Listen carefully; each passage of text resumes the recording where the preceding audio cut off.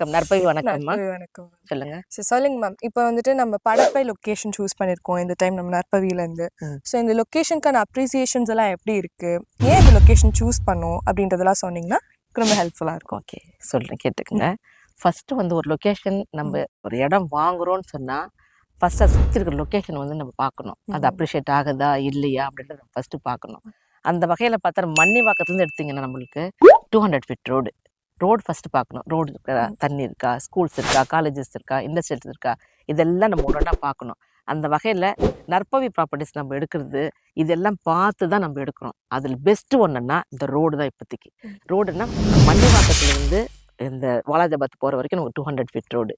அது இல்லாமல் உரகடத்தில் நீங்கள் எடுத்துட்டிங்கன்னா லெஃப்ட்டு போனால் நம்மளுக்கு இது சிங்கப்பெருமாள் கோயில், அதுவும் 200 ஃபீட் ரோடு.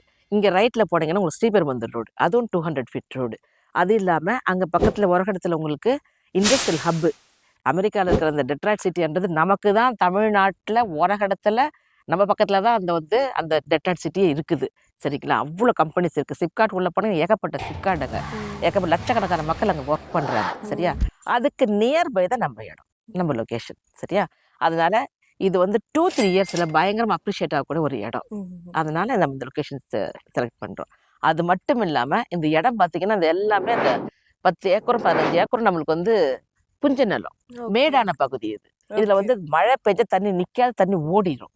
அதே மாதிரி மழை எல்லாம் வெயில் காலத்தில் தண்ணி சூப்பராக இருக்கும், தண்ணி இருக்கும், குடிக்க தண்ணி இருக்கும், மழை தண்ணி நிற்காது. அதுக்காக இது நல்லா. வேற என்ன வேணும்? அதுதானே வேணும் நமக்கு. ஒரு அப்ரிஷியேட்க்கு என்ன வேணும்? இதுதானே வேணும் மக்களுக்கு. அதை நாங்கள் நற்பவி கண்டிப்பாக நல்லதாக தான் பண்ணி கொடுப்போம். தேங்க்யூ. வெல்கம்.